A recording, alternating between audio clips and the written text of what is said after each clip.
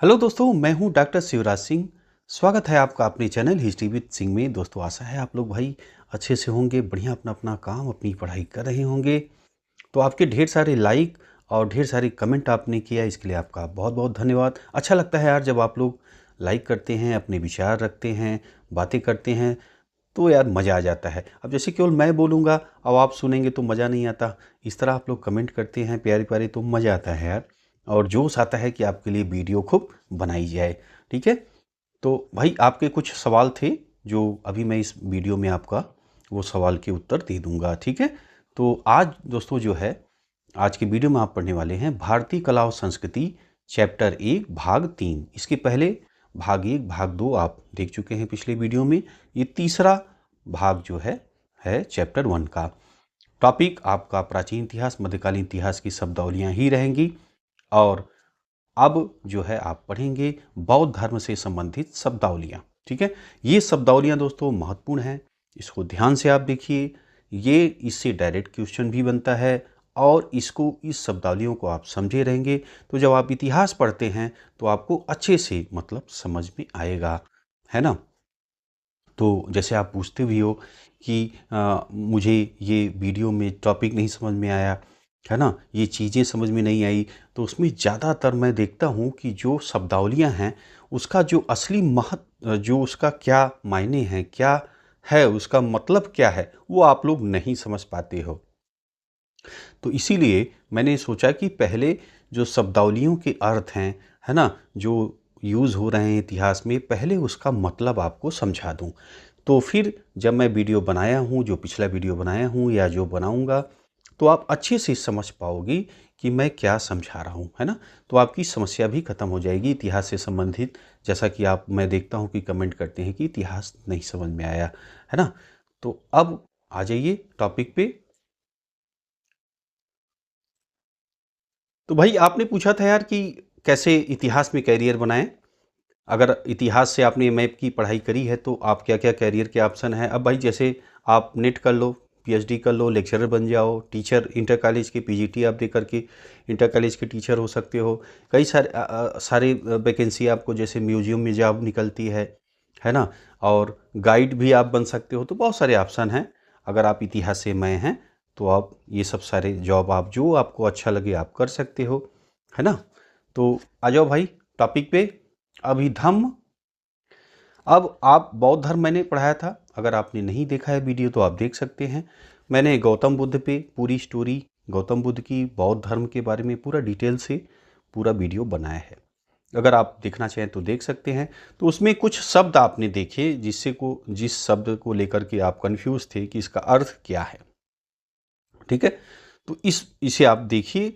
अब जैसे आपने कहा अभिधम्म, है ना। अब ये क्या है, तो इन्हीं सबको पूरा मैंने शब्दावलियों को नोट कर लिया है, और इसकी क्या अर्थ हैं वो सब मैं आपको बता दे रहा हूं, जिससे कि आपकी पूरी कंफ्यूजन ही दूर हो जाए। अब देखिए, अभिधम्म यानी धम्म से संबंधित। धम्म क्या है? धम्म यानी धर्म। ठीक है, पाली भाषा में धम्म कहते हैं, और अभी जो हम लोग धर्म कहते हैं वही जो है धम्म ही धर्म है। बात समझिए आप, क्लियर है कि जो धम्म है, धम्म मतलब धर्म। ठीक, अब समझ में आ गया होगा आपको। अब अगला आ जाइए शब्द अभिधम्म पिटक। इसका अर्थ क्या है? उन्नत बिच्छुओं के लिए नैतिकता की मनोवैज्ञानिक रूप से उन्मुख नियमावली, है ना, जो नियम है बिच्छुओं के लिए। और आ जाइए, अगला पॉइंट आपका है अहर्त। अहर्त क्या है? तो अहर्त जो है सुयोग्य होना, और जिसने बुद्ध की शिक्षाओं को सुनने और अभ्यास करने के परिणाम स्वरूप ज्ञान प्राप्त कर लिया है, ऐसे व्यक्ति को दी गई उपाधि। ठीक है, वो क्या है? अहर्त। अगला पॉइंट आइए, आर्य सत्यानी। ये क्या है? इसे आप देखिए, दुख से संबंधित 4 आर्य सत्य। अब अगर आपने वीडियो देखा है तो 4 आर्य सत्य के बारे में जानते होंगे। अब आ जाइए अगला, भिक्खु भिक्खुनी। अब इसे आप देखिए, भीख मांगकर अपना जीवन व्यतीत करने वाले बौद्ध धर्म के अनुयायी पुरुष और महिला। भिक्षु यानी जो आदमी है, भिक्षुनी जो औरत जो भिक्षा मांगकर अपना जीवन निर्वाह करती है, उन्होंने संन्यास ले लिया है, वो घर से अलग हो गए हैं। तो जो भिक्षा मांग करके जीवन व्यतीत कर रहे हैं वो भिक्षु भिक्षुनी है। ठीक है, आगे देखिए बोधिसत्व। बोधिसत्व ये क्या है? वह प्राणी जिसने आत्मज्ञान प्राप्त करने के लिए अपने आप को समर्पित कर दिया है। क्लियर? अगला पॉइंट क्या है? बुद्ध घोष। बुद्ध घोष क्या है? बुद्ध की आवाज। बुद्ध की आवाज, जो बुद्ध की स्पीच है, जो बुद्ध ने कहा है, तो वही है बुद्ध घोष, बुद्ध की आवाज। ठीक, अगला धम्म। धम्म मैंने अभी बता दिया आपको, धम्म यानी धर्म। क्लियर है? तो अब धर्म, तो भाई धर्म की परिभाषा अलग अलग है। आप धर्म की परिभाषा करने जाएंगे तो मन वचन कर्म से किसी की हानि न करना, वही धर्म है। यहाँ पे हम बौद्ध धर्म से की शब्दावलियाँ पढ़ रहे हैं। तो यहाँ पे धम्म का अर्थ क्या है? तो आप समझिए, बुद्ध की शिक्षाओं का पूरा संग्रह संदर्भित करता है, वो है धम्म। ठीक है, अगला आ जाइए, धम्म महामात्य। अब ये देखिए, अशोक को मैंने पढ़ाया था आपको। अशोक को जब आपको मैंने पढ़ाया था तो उसमें धम्म महामात्य नियुक्त किए था अशोक ने, है ना। तो अब इसे आप समझिए कि धम्म का प्रचार करने के लिए अशोक द्वारा बनाया गया अधिकारियों का नया संवर्ग, अशोक का 5वां शिलालेख और 7वां स्तंभ लेख धम्म महामत्तों के कर्तव्यों से संबंधित है। उन्हें कैदियों को रिहा करने और उनकी सजा माफ करने का अधिकार दिया गया था। क्लियर है? बाकी मैं तो कहूँगा कि एक बार आप लोग जो है बौद्ध धर्म का पूरा जो मैंने बताया है वीडियो देख डालिए। मैंने मौर्य काल को पढ़ा है, आप देख लीजिए, है ना। तो उसमें आपको जो भी समस्याएं आएंगी, आपको यहाँ पे वो जो शब्द नहीं समझ में आ रहे हैं उसका मैंने अर्थ समझा दिया है। या तो इसे आप देख करके फिर आप वीडियो देख लीजिए, तो कोई समस्या आपको नहीं आएगी समझने में, है ना। आ जाइए अगला, दीघ निकाय। दीघ निकाय क्या है? लंबे प्रवचनों का संग्रह को कहते हैं दीघ निकाय। ठीक है, अगला इति उत्तक। इति उत्तक ये क्या है भाई? खुद्दक निकाय में एक छोटी सी पुस्तक का नाम है इति उत्तक। जातक क्या है? जातक सुनते हैं आप। तो खुद्दक निकाय की 15 पुस्तकों में से एक, जिसमें पशु और मानव रूप में बुद्ध के पिछले जन्मों की कहानियां हैं। जैसे जातक कहानियां, आपने वो किताबें आती है ना, जातक कहानियां, पशु आपस में बातचीत करते हैं हिंदी में, है ना, तो वही चीज है जातक कहानियां। ठीक, अब देखिए अगला आ जाइए, जीवक कौमार भच्य। ये क्या है? इसे आप समझिए, बुद्ध का निजी चिकित्सक और बौद्ध चिकित्सा का जनक, उसका नाम क्या है? जीवक कौमार भच्य। झना, अब देखिए झना आप पढ़ते हैं, झना क्या है? तो झना को आप समझिए, जिस अवस्था से मन गुजरता है और जब वह अवस्थित सामान्यतया से मौलिक स्पष्टता की ओर बढ़ता है, वो है झना। समझ रहे हैं? तो जिस अवस्था से जो मन है हमारा जो गुजर रहा है, ठीक है, और वह जब वह अव्यवस्थित सामान्यतया से और मौलिक स्पष्टता की ओर बढ़ता है, तो अज्ञान से ज्ञान की तरफ बढ़ रहा है, तो ये क्या है? झना, है ना। तो जो बौद्ध धर्म है बहुत मजेदार है। आपको जो आजकल की अशांति दुनिया में दिख रही है, आप देख रहे हो तरह तरह के लोग आपस में, अलग अलग वर्ग के लोग आपको जो है संघर्ष करते हुए दिखाई दे रहे हैं ना। तो अगर आप शांति चाहते हैं तो गौतम बुद्ध को आप पढ़िए, गौतम बुद्ध के विचार पढ़िए, धर्म को पढ़िए, है ना। अगर शांति आप चाहते हैं तो गौतम बुद्ध को आप पढ़िए, परम शांति आपको मिलेगी। और दूसरी चीज आप समझिए कि जैसे इतिहास बहुत जरूरी है पढ़ना। इतिहास जब आप पढ़ेंगे तो आपको कोई बहका नहीं सकता है, कोई आपको गलत तरफ मोड़ नहीं सकता है, क्योंकि आप असली सत्य को जानते हैं। जैसे आजकल आप देखिए कि कुछ चीज़ों को लेकर के अभी आप संघर्ष देख ही रहे हैं। अभी नागपुर का मैंने पढ़ा, है ना।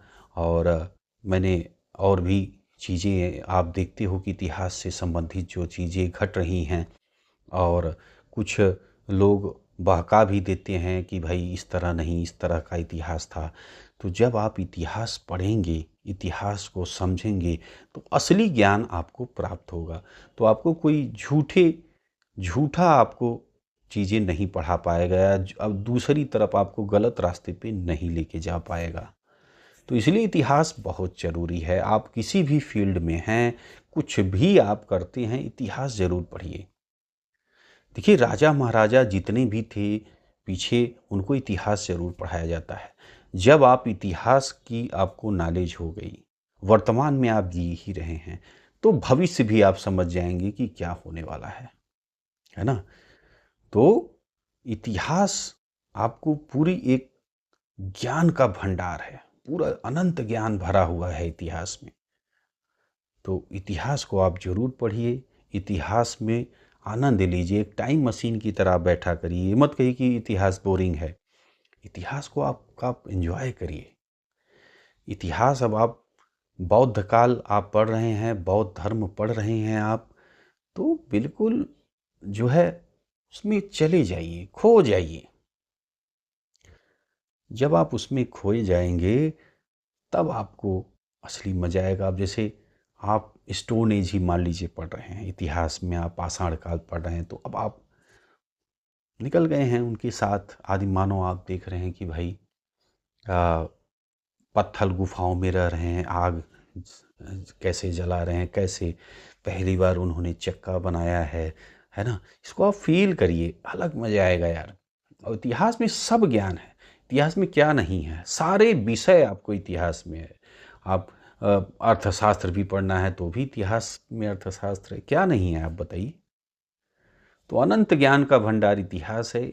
आप कोई भी फील्ड में हो, चाहे आप बिजनेस करते हैं, चाहे आप डॉक्टर हैं, चाहे आप जो भी हैं, इतिहास को आप जरूर पढ़िए, समझिए, जिससे आपको सही नॉलेज रहे और कोई झूठा प्रचार करके आपको फंसा ना सके, असली नॉलेज आपको पता रहे। ठीक है, तो आ जाइए अगला, कालाम सुत्त। ये क्या है भाई, इसे आप समझो। अंगुतर निकाय में निहित बुद्ध का प्रवचन अक्सर मुक्त जांच पड़ताल की सनद के रूप में उद्धृत किया जाता है।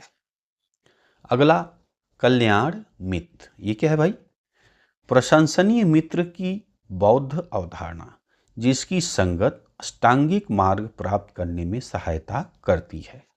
ठीक है, अष्टांगिक मार्ग के बारे में भी मैंने बताया है, नहीं आप जानते हैं तो आप वीडियो में जाकर के देख सकते हैं, बौद्ध धर्म में है ना। खुद्दक निकाय, ये क्या है भाई, सुत्त पिटक का 5वां भाग है खुद्दक निकाय। महावस्तु क्या है, अनुशासन और आमतौर पर भिक्षुओं या भिक्षुणियों के नियमों के संग्रह के लिए उपयोग किया जाता है। और मिलिंद पन्हो, अब इसे क्या है, मिलिंद पन्हो यानी मिलिंद के प्रश्न, बौद्ध पुस्तक जो भारतीय भिक्षु नागसेन और हिंद यूनानी राजा मिलिंद के बीच जो बातचीत हुई है वही है मिलिंद पन्हो। ठीक, अब देखिए अगला, निब्बान। निब्बान क्या है भाई, जन्म और मृत्यु के चक्र से मुक्ति के लिए बौद्ध परंपरा में अक्सर उपयोग किया जाने वाला शब्द। ठीक, महापरिनिर्वाण। अगर आपने वीडियो देखा है बौद्ध धर्म का तो आपको पता होगा महापरिनिर्वाण। ठीक है, तो महापरिनिर्वाण या या परिनिब्बाण भी आपको पढ़ने को मिलेगा, शब्द एक ही हैं। तो बुद्ध का निधन जो हुआ था, जो भगवान बुद्ध जो बुद्ध थे, उन्होंने अपना शरीर छोड़ा था, तो उसी को कहते हैं महापरिनिर्वाण या परिनिब्बाण या परिनिर्माण। तीनों शब्द के अर्थ एक ही हैं। गौतम बुद्ध द्वारा शरीर का जो छोड़ा गया उसी को कहते हैं। क्लियर है? पतिच्च समुपपद, ये क्या है? तो ये पाली भाषा में तो ये है ही, आप जानते हैं गौतम बुद्ध ने जो उपदेश दिया वो पाली भाषा में ही है। तो आश्रित उत्पत्ति का नियम बुद्ध की शिक्षा का एक भाग है पतिच्च समुपपद। पातिमोक्ष, ये क्या है भाई? शिक्षाओं का सार संक्षेपण करने वाले सूत्रों का संग्रह, लेकिन धीरे धीरे यह भिक्षुओं के लिए 227 नियमों और भिक्षुणियों के लिए अतिरिक्त 84 नियमों के साथ व्यवहार संहिता में विकसित हुआ। ठीक। प्रज्ञा पारमिता महायान बौद्ध धर्म से जुड़ा है, जिसे ज्ञान की पूर्णता के रूप में संदर्भित किया जाता है। इस अवधारणा को वास्तविकता की प्रकृति देखने के सिद्ध तरीके के रूप में और साथ ही सूत्रों के एक विशेष निकाय के लिए और बोधिसत्व में अवधारणा के व्यक्तित्वकरण के लिए भी उद्धत किया जाता है। अगला शाक्यमुनि। शाक्यमुनि क्या है समझिए। ज्ञान प्राप्ति के बाद सिद्धार्थ गौतम को दी गई उपाधि। पहले आपने देखा कि राजकुमार थे, फिर उन्होंने तप किया, तप के बाद उन्हें ज्ञान प्राप्ति हुई। ज्ञान प्राप्ति जब हो गई तब वो जो सिद्धार्थ थे वो क्या कहे जाने लगे? वो शाक्य मुनि कहे जाने लगे। क्लियर हो गया? आगे आप देखिए संघ। बौद्ध धर्म में संघ क्या है? तो समूह या मंडली, और यह बुद्ध के शिष्यों के निकाय को दिया गया नाम है ना। शौनस। शौनस क्या है? स्वच्छता या चिकित्सा कारणों से पसीना आने हेतु उत्प्रेरित करने के लिए तैयार किया गया कमरा या घर। संसार। संसार क्या है? अब निरंतर भटकता और पुनर्जन्म की निरंतर प्रक्रिया को संदर्भित करता है। ठीक है, ये है संसार। बौद्ध धर्म में जो उपयोग होता है, जिसे संसार भी कहते हैं, संसार या संसार। सिगलोवाद सूत्र, ये क्या है? दीघ निकाय से सिगल को सलाह का प्रवचन है ना। अगला स्तूप। स्तूप जानते ही होंगे, जो बौद्ध स्मारक के लिए उपयोग किया जाता है। जैसे स्तूप आप कई जगह पे देखे भी होंगे, सुने भी होंगे, है ना। जैसे सारनाथ में स्तूप है ना। यहाँ पे गौतम बुद्ध ने अपना प्रथम उपदेश दिया था जब उनको ज्ञान की प्राप्ति हुई थी, सिद्धार्थ से जब शाक्य मुनि हुए थे, है ना। तो जो प्रथम उपदेश उन्होंने यहीं वाराणसी में दिया है, यहीं पे स्तूप बना हुआ है ना। तो ऐसे ऐसे कई जगह आपको स्तूप देखने को मिलेंगे। जब बौद्ध धर्म, जब गौतम बुद्ध थे, उनके पहले से ही ये प्रथा थी स्तूप बनाने का। स्तूप मतलब जैसे पहले आपका क्या है कि मिट्टी का स्तूप कई तरह के होते हैं। मैंने स्तूप के बारे में बताया भी है। आप अगर डिटेल देखना चाहें तो आप जाकर के बौद्ध धर्म जो प्राचीन इतिहास मैंने पढ़ा है देख सकते हैं। तो जैसे वहाँ पे मैं बताया था कि भाई स्तूप कई प्रकार के हैं। पहले जैसे जो गौतम बुद्ध हैं उनके शरीर को आपने देखा कि जैसे जहाँ पे दांत था वहाँ जहाँ पे दांत उनका रखा है वहाँ भी स्तूप बना है। जहाँ पे प्रथम उपदेश दिए हैं वहाँ भी स्तूप बना है। जहाँ पे उन्होंने उनका जन्म हुआ है वहाँ पे स्तूप हुआ है, जो नेपाल में है ना। और जैसे जहाँ उनकी मृत्यु हुई है वहाँ पे भी स्तूप बनाया गया है। जहाँ पे उनके कुछ और भी जैसे हैं जो भाई महापुरुष कहे गए हैं, उनके स्थान पे भी जो है स्तूप बनाए गए हैं। ठीक है, तो स्तूप मतलब कई तरह के होते हैं। अब इसका पूरा डिटेल में मैंने बनाया है, समय बहुत ज़्यादा चला जाएगा। तो आप जा कर के देख लीजिएगा, जो वीडियो बनी है, तो फिर से वही चीज़ें दोहराने से कोई मतलब नहीं है ना। आगे आ जाइए। सूत्र। सूत्र क्या है, अब आप समझो। नियमावली अधिक व्याप्त रूप से संक्षिप्त नियमावली या पाठ के रूप में सूत्रों का संग्रह। सूत्र पिटक क्या है? थेरवाद बौद्ध धर्म के बौद्ध लेखन का पाली संग्रह हो गया। ठीक है। स्वास्तिक, ये क्या हो गया भाई? स्वास्तिक तो आप जानते ही हैं, है ना। इस तरह स्वास्तिक का निशान आप जानते ही होंगे, इस तरह होता है। अब आ जाइए अगला, थेरवाद। थेरवाद क्या है? ज्येष्ठ भिक्षुओं की जो शिक्षाएं हैं वो थेरवाद कहा जाता है। ठीक।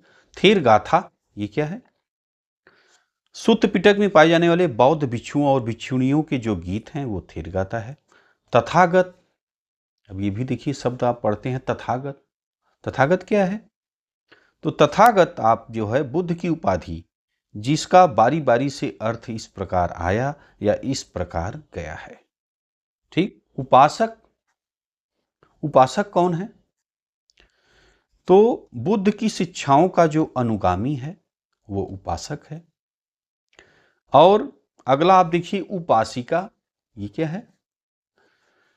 तो सामान्य महिला जो बुद्ध की शिक्षाओं की अनुगामी है वो उपासिका है। देखिए, बौद्ध भिक्षु और बौद्ध भिक्षु और भिक्षुणी और उपासक और उपासिका, अब इसमें आप अंतर क्या है? दोनों बौद्ध की जो है बौद्ध धर्म का पालन कर रहे हैं, इसमें फर्क क्या है? तो देखिए, जो उपासक और उपासिका हैं ये गृहस्थ जीवन को जीते हुए, दैनिक कार्य करते हुए,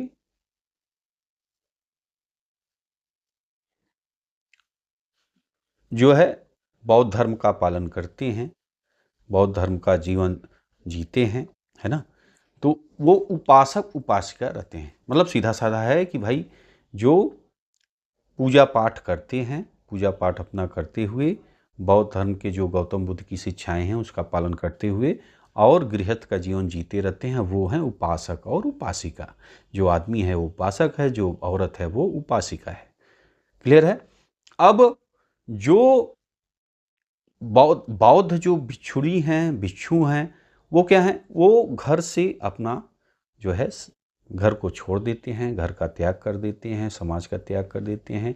वो पूरी तरह जो है मतलब अब वो दैनिक जीवन नहीं जीते हैं, सामाजिक जीवन नहीं जीते हैं, अपना भिक्षा मांगते हैं और जो है बौद्ध की शिक्षाओं का अध्ययन करते हैं, अध्ययन ज्ञान देते हैं, जो है ना। जा कर के भाई उनको जैसे बौद्ध धर्म का ज्ञान देना, धर्म का ज्ञान देना, वो बौद्ध भिक्षुणु या भिक्षुणी करते हैं, है ना। मतलब वो अब वो जो जैसे हम लोग जी रहे हैं जो गृहस्थ जीवन, वो नहीं जीते हैं, बिल्कुल पूरी तरह से घर द्वार को त्याग देते हैं। ठीक है। और कैसे जीवन निर्वाह करते हैं? जो जैसे जो दान में मिलता है ना, जैसे जो दान में लोग देते थे तो उसी से द्वारा बौद्ध समय में की दान लेकर के अपना जीवन निर्वाह करते थे। ये आपको बौद्ध भिक्षु जो हमें बौद्ध काल में जो पढ़ने को मिली हैं प्राचीन इतिहास में, वो इस तरह रहते थे। अगला उपोषथ, ये क्या है? प्राचीन भारतीय पंचांग में प्रत्येक महीने में पूर्णिमा, आधा चंद्रमा और 2/4 चंद्रमा का दिन, यह है उपोषथ। वज्रयान बौद्ध धर्म, इसमें मंत्र, धड़ियों, मुद्राओं, मंडलों का उपयोग करने वाले प्रथाएं, देवताओं और बुद्ध का दर्शन शामिल है। ठीक है। वसावास, ये क्या है भाई? ये बौद्ध भिक्षुओं की मानसून वापसी है। देखिए, वसावास में अगर आपने वीडियो देखा होगा तो आपको याद है, मैंने बताया है कि वर्षा काल में लोग, जैसे पहले बौद्ध भिक्षु जो भिक्षुणी होते थे वो गुफाओं में, जैसे कि राजा महाराजा बनाते थे, वहाँ पे उन गुफाओं में रहते थे, या जो भी उनके द्वारा बनाए गए स्थान है वहाँ पे रहते थे। तो वर्षा काल में ये भिक्षा नहीं मांगते थे। ये वर्षा काल में एक ही जगह, जैसे जब वर्षा काल नहीं होता था तो वो पूरा भ्रमण करते थे, लोगों से दान लेते थे और ज्ञान देते थे, बौद्ध भिक्षु भिक्षुणी, है ना। और जब वर्षा काल आता था तो वो एक जगह स्थिर हो जाते थे। ठीक है। तो वही यहाँ पे आप देख रहे हैं कि वापसी हो जाती है ना। अब वो कहीं भारत भ्रमण या जो भी जहाँ उनका क्षेत्र था भ्रमण नहीं करते, एक जगह आकर के वर्षा काल में रुकते थे। तो वही है वस्सावास, है ना। विहार, अगला विहार क्या है जो है बौद्ध धर्म में, उसे आप समझिए। बौद्ध भिक्षुओं और भिक्षुणियों के निवास के लिए मठ जो बनते थे वही होता था विहार। विनय पिटक, विनय पिटक क्या है अब इसे आप देखिए। चलिए अगला पॉइंट आ जाइए, जैन धर्म से संबंधित शब्दावलियां। अधर्म मिस्तिकाय, है ना, ये क्या है भाई, इसे आप देखिए। तो विश्राम का सिद्धांत जो संपूर्ण ब्रह्मांड में व्याप्त है, ठीक है, वो क्या है, अधर्म सिद्धिकाय। अगला पॉइंट आप देखिए, अहिंसा।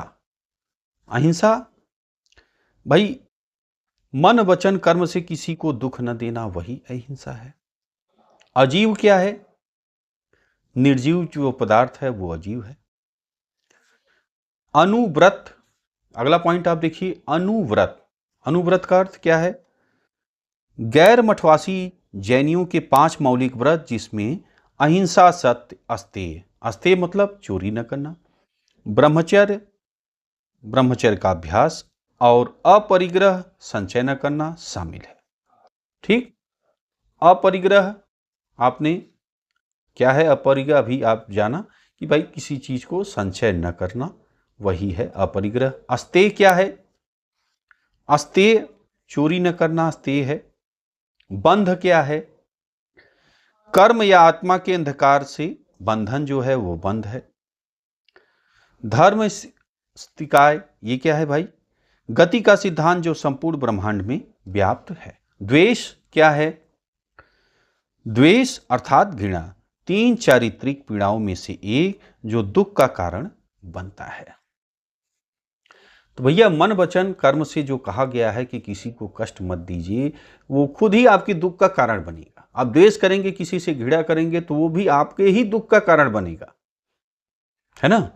तो अगला देखिए, गुण व्रत। गुण व्रत क्या है, गुण व्रत 3 योग्यता व्रत जिसमें दिक व्रत, भोग उपभोग व्रत, अनर्थ दंड व्रत शामिल। इसका उद्देश्य अनुव्रत का प्रभाव बढ़ाना है। जिन, महावीर को दिया गया नाम जिसका अर्थ विजेता होता है। केवल ज्ञान, निर्माण, बौद्ध धर्म मोक्ष, हिंदू धर्म के समान उन्नत या आनंदित अस्तित्व की स्थिति। अनंत ज्ञान, समझ रहे हैं, केवल ज्ञान का अर्थ आपने समझा कि निर्वाण, है ना, जो बौद्ध धर्म में होता है कि निर्वाण हो गया, यानी जिनको ज्ञान की प्राप्ति हो गई, है ना, वो है निर्वाण। जैसे हिंदू धर्म में कहते हैं ना कि मोक्ष की प्राप्ति हो गई भाई, है ना, वही है केवल ज्ञान। जिनको मोक्ष की प्राप्ति हो गई या जिनका निर्वाण हो गया, वही है केवल ज्ञान, है ना। आगे देखिए, निर्जरा।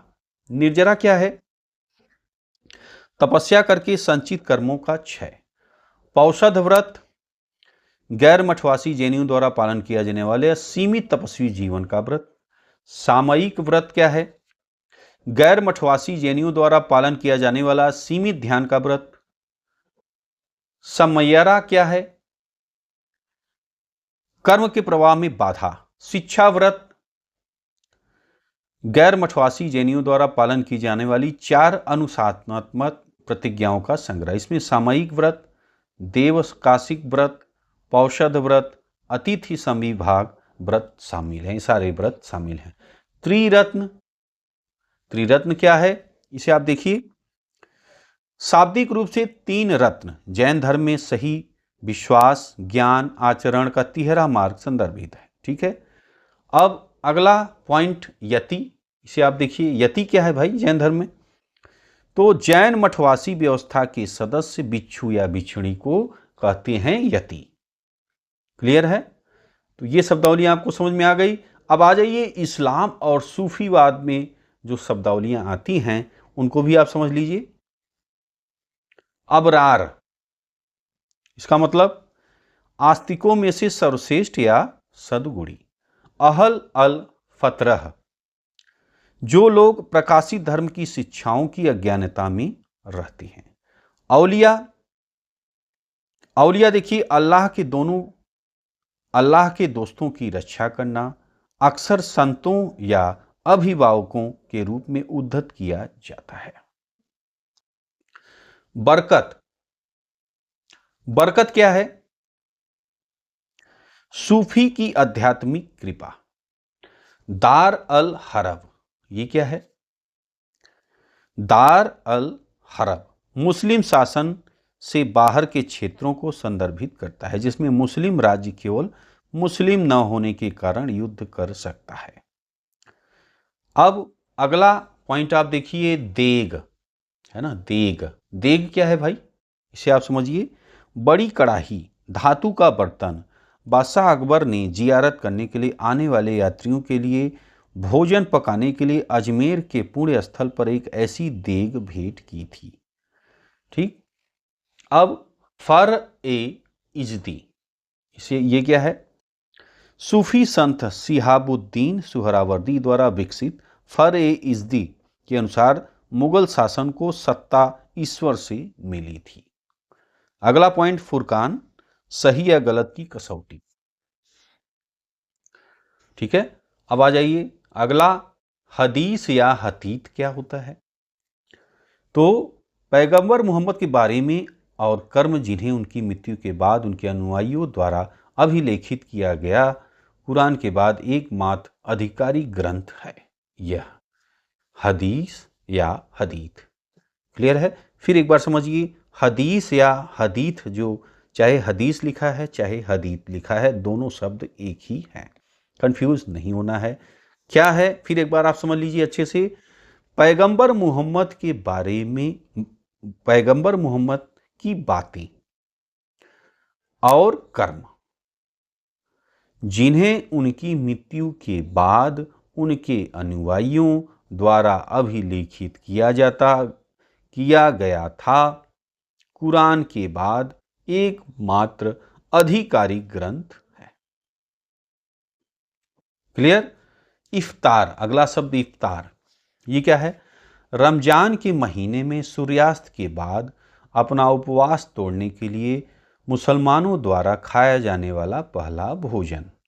ठीक है, आजकल आप देख रहे हैं कि रमजान चल रहा है, मुसलमान भाई जो हैं वो आप देखते हैं कि अपना, जैसा कि यहाँ पे देखिए लिखा हुआ है कि उपवास या व्रत, जैसे हम लोग व्रत करते हैं तो वो तोड़ते हैं, और मुसलमानों द्वारा खाए जाने वाला पहला भोजन वही है इफ्तार। ठीक है, इस्ती दराज, ये क्या है? गलत कर्म के परिणामों को रोककर ईमानदारी की परीक्षा। इत्तिका, ये क्या है? बुराई या हानि से अपनी रक्षा करना। कस्फ अल महजूब, ये क्या है? अली हुजवीरी द्वारा सूफीवाद पर लिखा गया सबसे प्राचीन ग्रंथ में से एक। इसमें सूफीवाद की उनके सिद्धांतों और प्रथाओं के साथ पूरी प्रणाली शामिल है।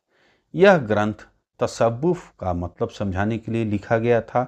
आज भी हुजवीरी को दाता गंज बख्श या दाता जो खजाना देता है के रूप में आदर किया जाता है। ठीक, अब अगला पॉइंट आप देखिए, खलीफा। खलीफा क्या होता है समझिए। पैगंबर मोहम्मद के जो उत्तराधिकारी थे उन्हें कहा गया खलीफा। ठीक, बकतूबात, इसका क्या मतलब है? सूफी संत द्वारा अपने मुरीदों को उनकी आध्यात्मिक और सांसारिक कठिनाइयों के उत्तर के रूप में लिखा गया पत्र। ऐसे ही एक उदाहरण 17वीं शताब्दी के प्रसिद्ध नक्शबंदी शेख अहमद सरहिंदी का मकतूबत ए इमाम रब्बानी है। मलफूजात, अगला पॉइंट, सूफी संतों की बातचीत में जो सूफी सिलसिलों द्वारा संकलित की गई है। अमीर हसन सिजदी देहलवी द्वारा संकलित फवायद अल फुआद शेख निजामुद्दीन औलिया की बातचीत का ऐसे ही संग्रह है। मीदान जी, अगला पॉइंट आप देखिए, मीदान जी, ये क्या है भाई?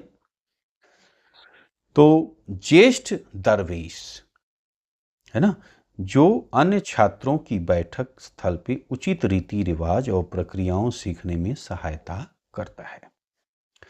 मिहराब, मस्जिद में वह आला जो मक्का में काबा की ओर प्रार्थना किबला की दिशा को इंगित करता है। भारत में यह पूर्व की ओर संकेत करता है। ठीक, अब मिनबर क्या है? अगला पॉइंट, मस्जिद में खड़ा मंच जो होता है जहां से खतीब खुतबा पढ़ता है। अब मुफ्ती, आप शब्द पढ़ते होंगे मुफ्ती, ये क्या होता था भाई? समझिए, इस्लामी कानून का विशेषज्ञ जो जनता या काजियों द्वारा संदर्भित किए जाने पर निर्णय प्रदान करता है ना। मुखलास, ये मुफ्ती, ये सब सारे शब्द देखिए इतिहास से ही आए हैं, है ना। अब इनका अर्थ आप शब्दावली समझे रहेंगे तो चीज़ें एकदम परफेक्ट पता रहेगी कि भाई ये है क्या, है ना, इनके कार्य क्या हैं, ये आपको कंफर्म हो जाएगा। जो आप कहते हो ना कि समझ में नहीं आ रहा है, तो अब इनके बारे में आप जान गए, अब क्लियर हो गया इनके भाई ये कौन है, इनके कार्य क्या है। ठीक, अब अगला आ जाइए, मुखलास। मुखलास क्या है? ईश्वर को अपना लक्ष्य चुनने वाला ईमानदार और समर्पित व्यक्ति। मुरीद, सूफी संत का शिष्य मुरीद है। मुर्शीद, मुर्शीद मतलब मार्गदर्शक, जिसे शेख या पीर भी कहा जाता है, वो क्या है? मुर्शीद। अगला देखिए, कुतुब, ये क्या है भाई? अत्यंत उच्च आध्यात्मिक स्तर का व्यक्ति जो दुनिया के आध्यात्मिक पदानुक्रम में प्रशासक के रूप में कार्य करता है। रिजाल अल गाइब, संत जो दूर तक देख सकता है या अल्लाह की सेवा में दिक्काल से यात्रा कर सकता है। अगला देखिए, सूफीवाद। सूफीवाद को समझिए, प्रेम के माध्यम से सृष्टिकर्ता से निकटता प्राप्त करने की प्रक्रिया। तारीख, सिलसिला के किसी मान्यता प्राप्त सदस्य द्वारा स्थापित सूफी सिलसिला। तजकिरा, अगला पॉइंट आप देखिए, तजकिरा ये क्या है? तो फारसी शब्द जो सूफीवाद के तहत संतों की जीवनी संबंधी वृत्तांतों का घोतक है। सियार उल औलिया मीर उर्द किरमानी का 14वीं शताब्दी में भारत में लिखा गया पहला तजकिरा था। ठीक, अब अगला आपका शब्द है उलट बासी। उलट बासी, अभी क्या है भाई, इसे समझिए। आध्यात्मिक विरोधाभास के कथन या जो लिखी गई उक्तियां होती हैं, तो आमतौर पर कबीर जैसे भक्ति संतों द्वारा उपयोग किया जाता था, है ना। तो कबीरदास की जो दोहे हैं आप देखते होंगे तो किस तरह लिखे गए हैं, है ना, वो है उलट बासी।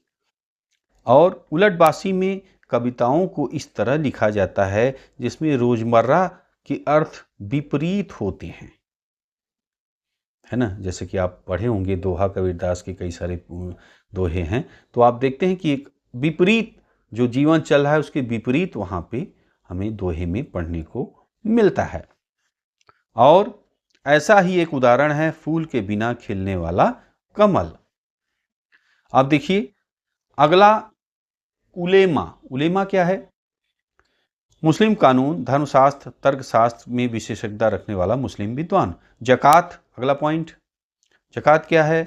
मुसलमानों को सौंपा गया धार्मिक कर्तव्य जिसके तहत उन्हें अपने वार्षिक बचत का 40वां हिस्सा जरूरतमंदों और मुसाफिरों को देना होता है। फिरोज शाह तुगलक ने जकात को नियम कर के रूप में वसूला। जिक्र, जिक्र अगला पॉइंट, जिक्र क्या है? सूफी परंपरा के तहत दिव्य नामों को संदर्भित करता है। अगला पॉइंट, जियारत। अब जियारत क्या है भाई? सूफी संतों की कब्रों की यात्रा। जो सूफी संत थे उनकी जो कब्र पे जाते हैं, उनको दर्शन करते हैं, उनको जो पूजा पाठ करते हैं उसे कहते हैं क्या? जियारत।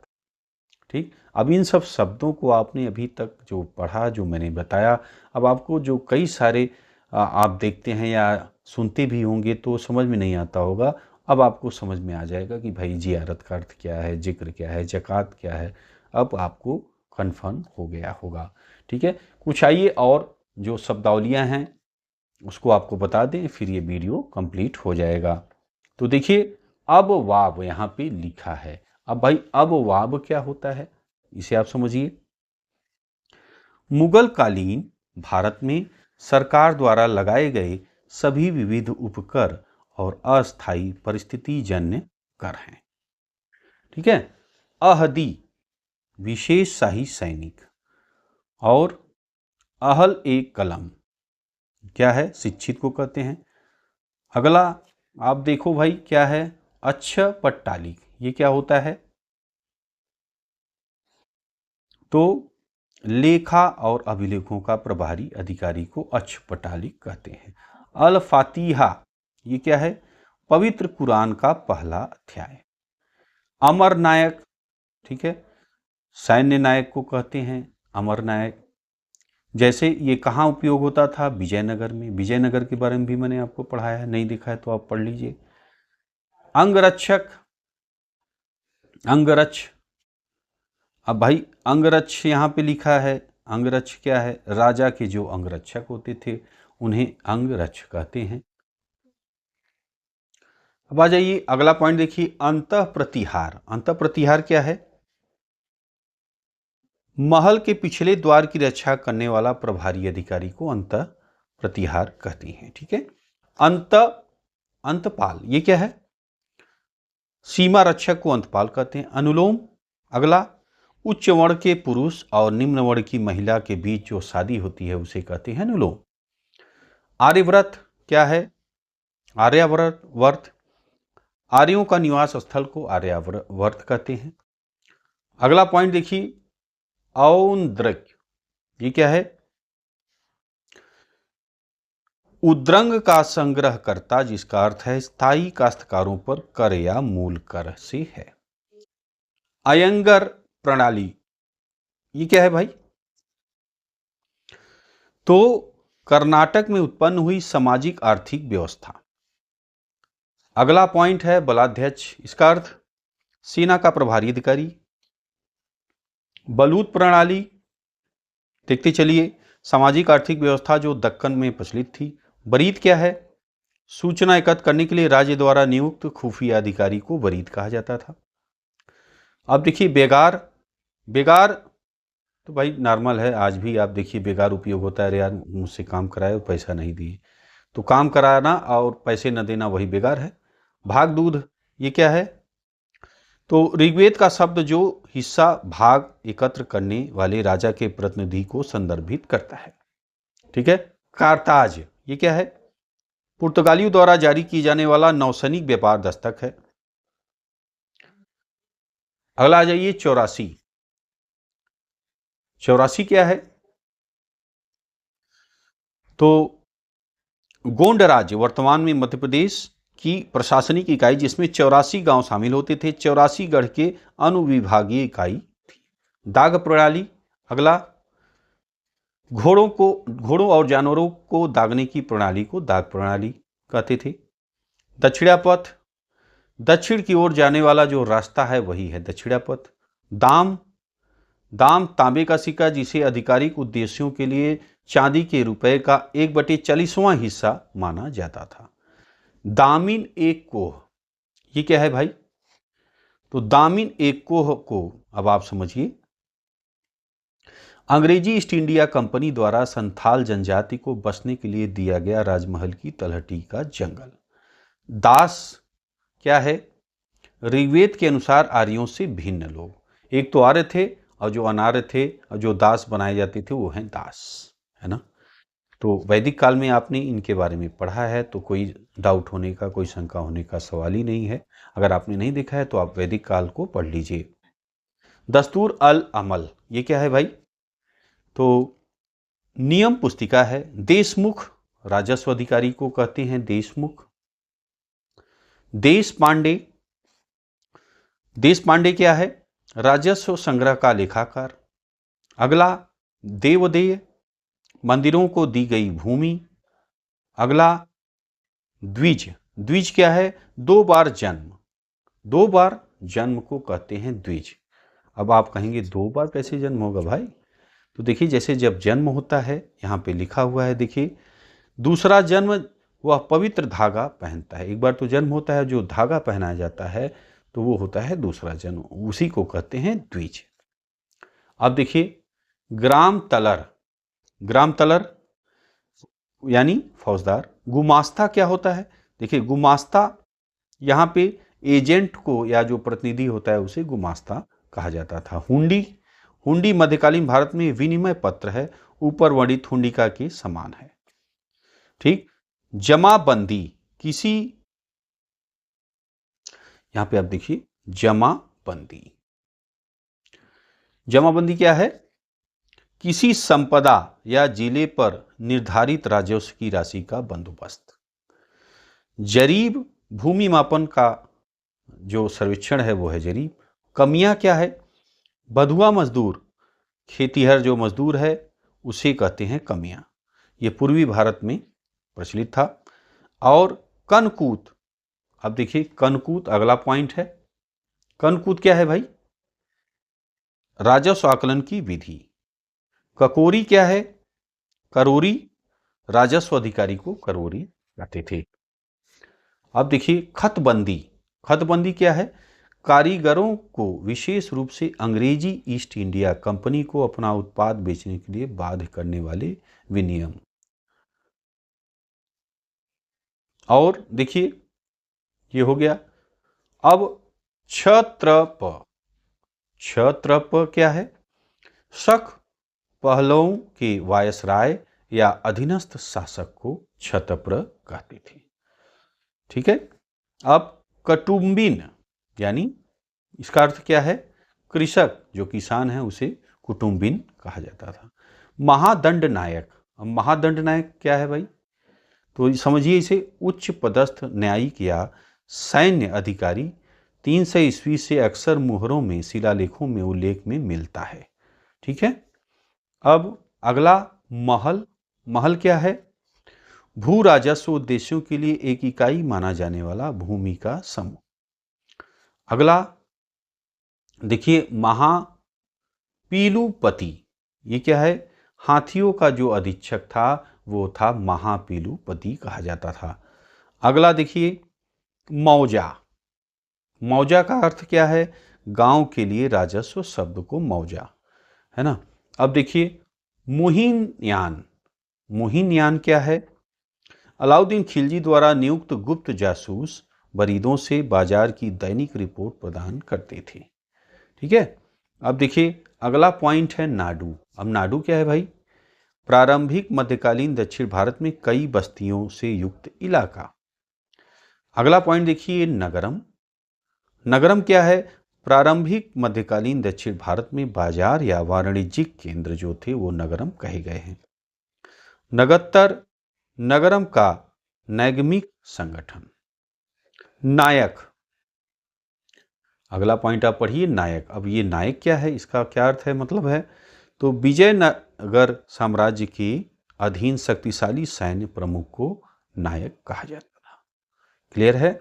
आगे देखिए नियोग, अगला पॉइंट है नियोग। अब ये नियोग क्या होता है?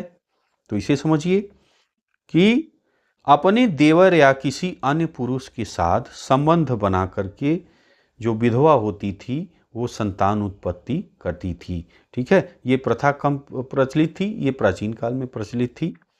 यानी जैसे किसी का जो पति है वो खत्म हो गया है ना, बिना बच्चा उत्पन्न हुए उसकी पति की मृत्यु हो गई, तो अब वो जो औरत है वो बच्चे के लिए, शिशु अपने बच्चे की प्राप्ति के लिए अपने देवर से या जो अन्य पुरुष है उससे संबंध बना करके बच्चों को जन्म देती थी। उसी प्रथा को ये जो है नियोग कहती हैं। ठीक है। और ये कब थी? ये प्राचीन काल में प्रचलित थी ये प्रथा। ठीक है। अब देखिए अगला पॉइंट है परगना। परगना क्या है? मध्यकाल के दौरान वित्तीय और प्रशासनिक इकाई, प्रत्येक सरकार को कई परगनों में विभाजित किया जाता था और परगनों के आगे कस्बों में विभाजित किया जाता था। पटवारी, पटवारी क्या है? जो ग्राम लेखाकार होते हैं वो पटवारी हैं। आज भी आप देखिए तो पटवारी आज भी आपकी प्रशासनिक इकाई में हैं, ठीक है। आज वो क्या क्या काम करते हैं आप लोग कमेंट करके बताइए। प्रतिलोम विवाह, ये क्या है? निम्न वर्ण के पुरुष और उच्च वर्ण की स्त्री के बीच विवाह जो होता है वो है प्रतिलोम विवाह। उस समय ब्राह्मणों के लिए स्वीकार्य नहीं था। अब देखिए अगला पॉइंट है राय रायन। ये क्या है? दिल्ली सल्तनत द्वारा महत्वपूर्ण सहायकों को दी गई उपाधि। राजसूय, क्षत्रिय द्वारा किया जाने वाला यज्ञ जो राजा घोषित क्षत्रिय द्वारा किया जाने वाला यज्ञ जो राजा घोषित होना चाहता था, उत्तर वैदिक ग्रंथों में वर्णित है। ठीक है। सार्थवाह, अगला पॉइंट देखिए आप लोग। सार्थवाह ये क्या है भाई? तो सार्थवाह व्यापारी कार्यों का नेता, सर्ववादी नायक। अब देखिए अगला पॉइंट आ जाइए, आप पढ़िए श्रेष्ठीन। श्रेष्ठीन क्या है? समाज में प्रभावशाली, धनी, शक्तिशाली लोग जिनकी राजाओं तक भी पहुंच थी, उत्तर वैदिक ग्रंथों में उल्लेख मिलता है। ठीक है। अब अगला पढ़िए वाजपेय यज्ञ। यज्ञ कितने प्रकार के होते हैं, कौन कौन से होते हैं, सब का मैंने आप पे पूरा डिटेल से बताया है, प्राचीन इतिहास में जाकर आप पढ़ सकते हैं। तो आप देखिए यहाँ पे लिखा है वाजपेय यज्ञ। और वाजपेय यज्ञ क्या होता है तो इसे आप समझिए। अन्य राजाओं पर सर्वोच्चता प्राप्त करने की इच्छा रखने वाले राजा द्वारा किया जाने वाला जो यज्ञ था वो था वाजपेय यज्ञ। अगला पॉइंट देखिए विष्टि। विष्टि क्या है भाई? तो अवैतनिक श्रम या बेगार को संदर्भित करने वाला शब्द। प्राचीन ग्रंथ मनुस्मृति में यह पढ़ने को मिलता है कि शूद्रों को प्रत्येक महीने में एक दिन करों के बदले राजा के लिए काम करना पड़ता था। ठीक है, जिसका वे भुगतान नहीं कर पाते थे। ठीक, वो था विष्टि। अगला आप पढ़िए, देखिए यजमान, है ना। यजमान आप देखते भी हैं कि जो ब्राह्मण लोग पूजा कराते हैं अपने घर में, तो जो पूजा कराता है उन्हें यजमान कहते हैं, है ना। वह व्यक्ति जिसके लिए यज्ञ किया जाता है और जो यज्ञ का खर्च वहन करता है वही कहा जाता है यजमान। ठीक है। अब अगला पॉइंट आप देखिए, लिखा है यक्ष। यक्ष क्या है भाई? तो यक्ष देखिए जल, उर्वरता, वृक्ष, जंगल से जुड़े देवता को कहते हैं यक्ष। यक्षी किसको कहते हैं? यक्षी शब्द भी यहां देखिए लिखा है। यक्षी किसे कहते हैं? यक्ष, यक्षी आप पढ़ने में आता है ना। अब यक्षी कौन है? तो जो उर्वता से जुड़ी देवी हैं, यक्षों की पत्नी हैं, वही है यक्षी। ठीक है। अब अगला पॉइंट देखिए यौधेय। ये क्या है भाई? 5वीं शताब्दी ईसा पूर्व के दौरान उभरने वाली गणतांत्रिक जनजाति। यौधेय अपने युद्ध कौशल के लिए प्रसिद्ध प्राचीन युद्ध प्रिय संघ था। इन्होंने पुनः स्वायत्तता प्राप्त कर शुंग साम्राज्य और हिंद यूनानी राज्यों के समकालीन रूप में शासन किया और अपने स्वयं के सिक्के ढाले। हालांकि उन्हें रुद्रमन के नेतृत्व में छत्रपतों ने जीत लिया था। अब अगला पॉइंट आप देख लीजिए, यवन क्या है भाई? यवन को आप समझिए। यूनानी पश्चिमी के विदेशी जो थे वो यवन कहे गए। योगक्षेम, समग्र कल्याण के लिए कार्य। जवाबित, अब भाई ये क्या है? तो धर्मनिरपेक्ष कानून को जवाबित कहते हैं। अगला है जिम्मी। ये भी आप शब्द सुनते होंगे, जिम्मी। अब ये जिम्मी क्या होता है भाई? इसका क्या अर्थ है, इसे भी आप समझिए। तो अरबी शब्द है ये जिम्मी, जिसका अर्थ संरक्षित लोग, है ना। जैसे मुख्य रूप से जजिया देकर सुरक्षा प्राप्त करने वाले गैर मुस्लिम को कहा जाता था जिम्मी। ठीक, तो ये भाई आज आपने पढ़ लिया भारतीय ये जो प्राचीन भारतीय इतिहास और मध्यकालीन की शब्दावलियाँ का भाग 3 आपने पढ़ लिया, तीसरा वीडियो आपने देख लिया। तो भाई कैसा लगा यार आज का ये वीडियो? शब्दावलियाँ, आशा है आपको इन शब्दावलियाँ समझ में आ गई होंगी। अब इससे आप जब इतिहास पढ़ेंगे तो आपको किताबें अच्छे से समझ में आएंगी। बाकी कुछ आपके कमेंट होंगे, कुछ विचार होगा तो ज़रूर कमेंट में लिखिएगा। तो बस दोस्तों, ये वीडियो इसी पे समाप्त करेंगे। मिलते हैं आपसे अगले वीडियो में। वीडियो आपने देखा इसके लिए आपका बहुत बहुत धन्यवाद।